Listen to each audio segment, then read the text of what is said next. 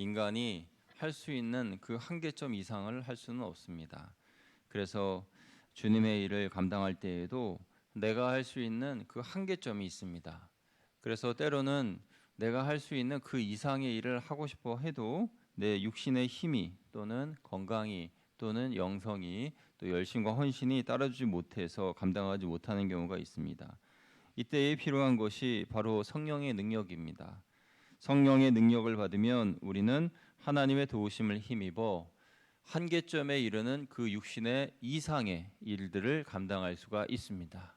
그래서 가끔 뉴스나 이런 일들을 보면요, 아이가 차에 치이거나 할 때에 엄마가 갑자기 어디서 힘이 솟아올라서 그 차를 번쩍 들어가지고 아이를 빼내는 그런 일도 있고, 그리고 또 위험에 처한 그런 사람들을 구해내는 그러한 일들을 또 보게 되는데요. 이런 나도 모르게 숨겨져 있는 그런 능력이 사람 몸에 있습니다.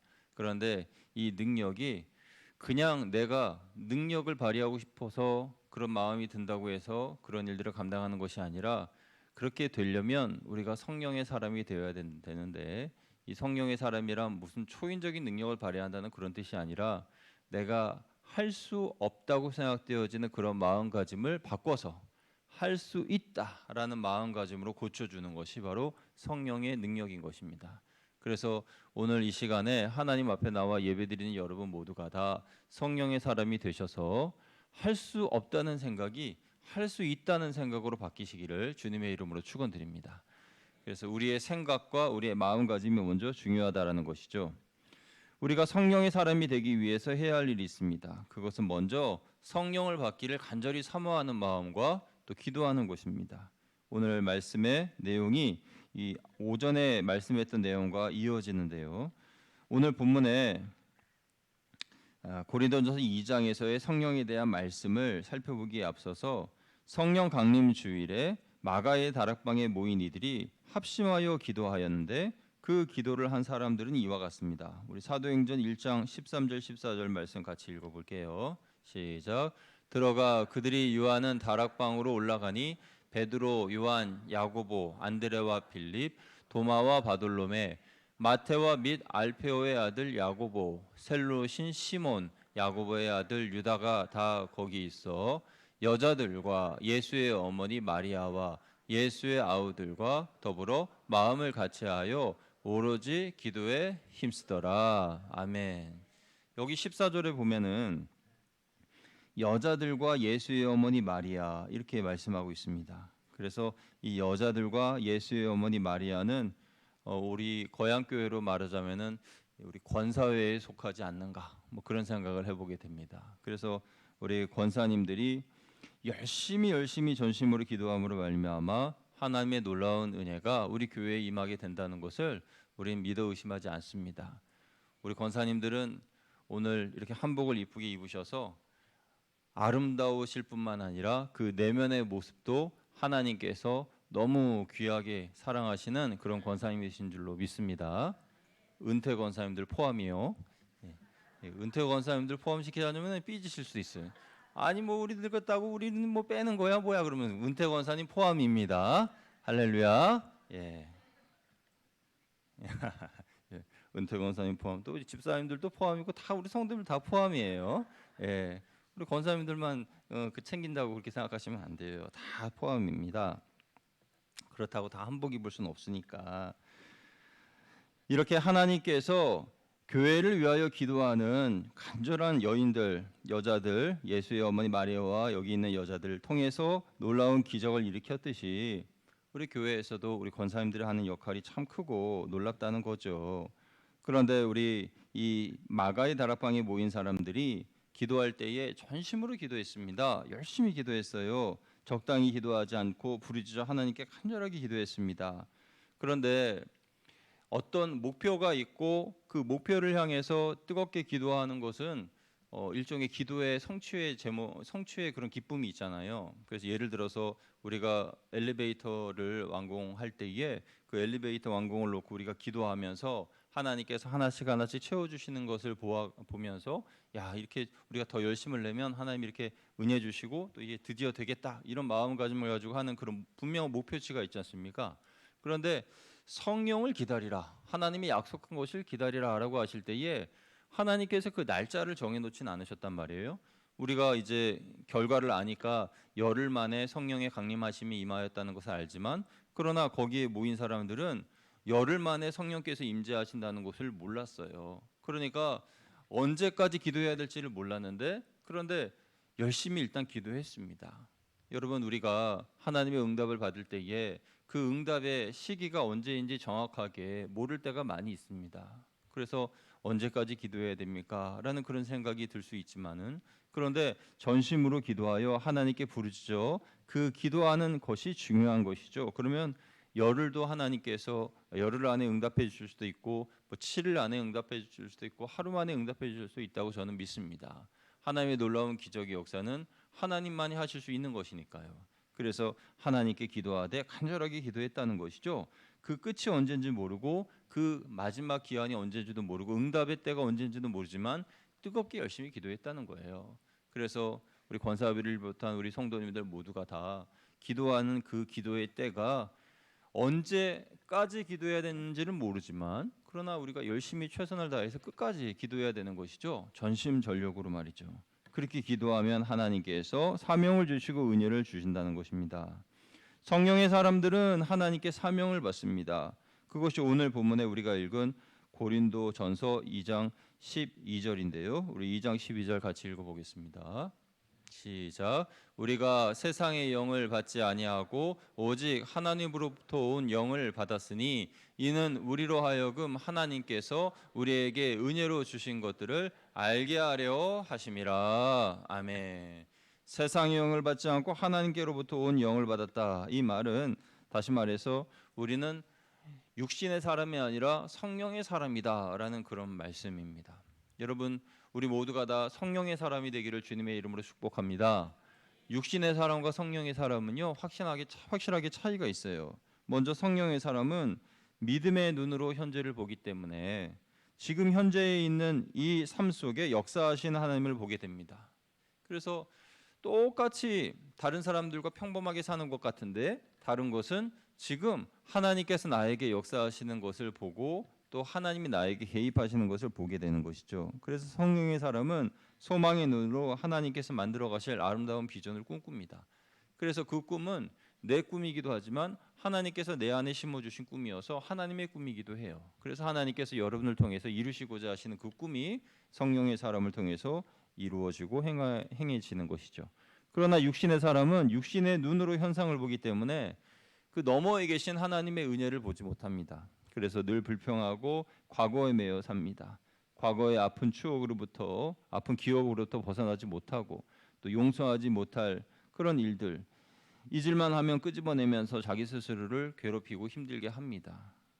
영적으로, 육적으로 자신을 괴롭히는 이런 것이 바로 우리의 삶에 반복되는 그런 악습이고 또 악한 그런 사단 마귀의 괴계인데요. 이것을 원하는 사람은 아무도 없어요. 본인 스스로도 스스로 자기가 자기를 자해하는 그런 것을 원하는 사람이 누가 있겠습니까? 하나님도 여러분 스스로가 괴롭게 신앙생활하기를 원치 않으십니다. 그래서 스스로 괴롭히지 말고 또 여러분들을 무너뜨리려 하는 사단으로부터 여러분이 이겨내려면 우리는 성령의 사람이 되어야 돼요. 그래서 성령의 사람과 육신의 사람 그 중간은 없습니다. 성령의 사람이냐 육신의 사람이냐 그것이죠. 그래서 성령의 사람이 되지 못하면 다 육신의 사람인 거예요. 중간에 어중간하게 성령의 사람인 듯 육신의 사람인 듯 그렇지 않습니다. 그런 사람이 육신의 사람이에요. 그래서 성령의 사람이 우리가 되어야 되는 것인데, 성령의 사람이 되기 위하여 힘쓰기 위해서는 예수님께서 하신 이 말씀을 기억해야 됩니다. 예수님께서 요한복음 6장 63절에 이렇게 말씀하셨어요. 같이 읽어보겠습니다. 시작. 살리는 것은 영이니 육은 무익하니라. 내가 너희에게 이른 말은 영이요 생명이라. 아멘. 살리는 것은 영이니 육은 무익하니라. 이 참 어려운 말 같죠? 좀 이해가 잘 안 되시죠? 그래서 쉽게 분별할 수 있는 방법을 알려드리겠습니다. 여러분이 이제 앞으로 한 달밖에 못 산다고 생각을 해보세요. 내 생명이 앞으로 한 달밖에 안 남았어요. 그러면 여러분이 생각하실 때에 정말 이것은 값지고 귀한 것, 그리고 이것은 한 달 안에 안 해도 되는 것, 구분이 가십니까? 내가 한 달 안에 하나님 나라에 간다라고 생각할 때에 뭐 자동차 좋은 거 타는 것과 안 타는 것 뭐 중요합니까? 중요하지 않습니까? 예? 중요해요? 중요하지 않아요? 중요하지 않죠? 왜요? 자동차 가지고 그 차 타고 천국 못 가잖아요. 그러니까 그거는 육에 속한 거예요. 확실히 분별이 되죠. 아파트 여러분 뭐 지금 사시는 데에서 조금 더 좋은 뭐 평수가 넓은 그런 곳을 이사 가기로 됐는데 뭐 그거 잘 안 됐어요. 그래서 혹시라도 그래서 속상해요. 그러면은 그 아파트 그거 가지고 내가 한 달 후에 그 아파트 가지고 천국 갈 수 있습니까? 없습니까? 없죠. 그러면 그게 육에 속한 거예요? 영에 속한 거예요? 확실히 구분이 가죠. 예, 영에 속한 거예요. 육에 속한 거예요. 그리고 우리 자녀들 때문에 여러분 막 괴롭고 힘들어 하시는데 한 달 후에 자녀들 천국 데리고 같이 갈 수 있습니까? 자녀들은 이 땅에서 오래 살아야죠. 그래서 그 자녀들을 데리고 갈 수는 없어요. 그럼 자녀들을 사랑하는 그런 마음, 그리고 자녀들을 위하는 그런 마음, 또 엄마로서 아이들을 좀 잘 가리키고 싶고 좀 출세시키고 싶고 막 그런 열정, 그런 열심, 그런 것들, 소위 치맛바람 그런 것들 어떻습니까? 그거 천국에 가져갈 수 있습니까? 천국에서 인정받습니까? 아니잖아요. 그러면 그것도 다 육에 속한 거예요. 그럼 뭐가 영에 속한 거예요? 하나님 앞에 내가 바로 섰을 때에 하나님께 칭찬 들을 만한 것들, 하나님께 인정받을 만한 것들, 그것만 가지고 하나님 나라 가는 거예요. 그것만 가지고. 그러니까 영이냐 육이냐는 분별이 너무 쉬운 거예요, 사실은. 그래서 살리는 것은 영이니 육은 무익하니라 할 때에 내가 하나님 앞에 섰을 때에 하나님이 보시고 그래 잘했다 착하고 충성된 종아 하면서 우리를 인정해 줄 수 있는 그것이 영적인 겁니다. 그래서 우리가 기도해야 되고 하나님께 찬양하고 예배드려야 되고 예배드릴 때에도 하나님 앞에 집중하여서 예배를 드리고 그렇게 나아가는 건 아니겠어요? 하나님은 살리시는 분입니다. 성령은 살리는 분입니다. 성령의 사람이 되어야 됩니다. 그러면 살아나는 역사가 있게 되는 거예요. 성령의 눈으로 교회를 보면 교회가 아름답고 하나님께서 같이 믿음의 동력자로 세우신 분들이 너무나 귀하고 고맙고 그래서 그 한 분 한 분을 위하여서 사랑하는 마음 가운데 애통하게 되고 위하여 기도하게 되고 이전에는 그냥 무관심했던 그런 나의 삶의 모습이 이제 바뀌어서 기도하게 되고 도와주고 싶고 그런 마음이 바뀌게 되는 거죠. 성령의 사람이 되었기 때문에 그런 거예요. 하나님은 성령이 사람을 통해 하나님의 꿈을 이루시고 부흥을 이루십니다. 부흥이라고 하는 것은 단지 숫자가 늘어나는 것이 아니라고 말씀드렸죠. 그래서 죽어 있는 것들이 살아나는 것을 말하는 거예요. 개인의 신앙이 살아나고 우리의 구역이 살아나고 가정이 살아나고 봉사하는 부서가 살아나는 것. 이 모든 것들이 부흥이고 영적인 사람들이 경험하는 그런 열매들인 것입니다. 그래서 죽었던 것들이 되살아나는 이 일에 내가 감당하고 쓸모 있는 도구로서 하나님께 드림받기를 원하는 그런 마음을 가지고 우리는 기도해야 되는 것이죠. 성령의 사람들이 그렇다는 거예요. 또한 성령의 사람은 하나님이 하실 일들에 자신의 초점을 맞춥니다. 그러니까 하나님이 하실 일에 내 초점을 맞추는 거지 내가 해야 할 일에 하나님을 맞추는 것이 아닌 것이죠. 그래서 나는 이것을 하고 싶고 나는 이것도 하고 싶고 그런 마음이 있지만은 하나님이 아니라 그러시면 하는 거예요. 아멘. 우리 권사님들 지금까지 하나님께서 맡겨주신 귀한 사명을 잘 감당하셨는데 하나님의 뜻이 무엇인지 더 잘 분별해 주시기를 주님의 이름으로 부탁을 드립니다. 그래서 하나님이 원하시는 그 방향으로 권사의 방향이 나아가야지 인본주의나 어떤 세상적인 그런 어떤 즐거움 교제 좋지요. 그런데 그것으로 하나님께 영광을 돌릴 수 없어요. 하나님께 영광을 돌리는 것은 따로 있습니다. 우리가 거룩하게 하나님의 백성으로 살아가는 것, 그리고 자라가는 것, 예수님처럼 성장하는 것, 그런 모든 것들을 하나님이 기뻐하시는 것이죠. 거기에 모임에 초점을 맞춰야 되고 교회의 방향을 맞춰야 되는 것이죠. 성령께서 성령 안에서 또 우리가 하나님의 임재함 안에서 임재하심 안에서 은혜로 살아갈 때에 하나님께서 저절로 쉽게 우리의 삶을 풀어 주십니다. 믿으시면 아멘. 그래서 이 믿음을 가지고 쉽게 우리 이 권사님들 일하시기를 주님의 이름으로 부탁을 드립니다. 어렵게 힘들게 하지 마시고 쉽게 하나님의 은혜를 가지고 주님의 일을 감당하세요. 마지막으로 성령의 사람은 성령의 능력으로 상처받은 이들을 치유합니다. 그래서 우리 권사님들 하셔야 할 그런 사명 중에 하나는 상처받은 이들을 치유하는 거죠. 그래서 혹시 누가 아픈가? 마음이 다쳤나, 또 어려움이 있나라는 생각이 드시면 그러면 전화로 또 찾아가서 같이 식사도 하고 기도하시고 그러면서 그 마음을 위로해 주는 그런 보혜사 성령님과 같은 그러한 은혜로운 사역을 우리 감당해야 됩니다. 성령의 사람은 자기 안에 계신 성령님의 인도하심에 따라 놀라운 예수님의 사랑을 전하고 보혈의 능력을 나눕니다. 그래서 성도의 질병과 상처도 치유가 되는 거예요.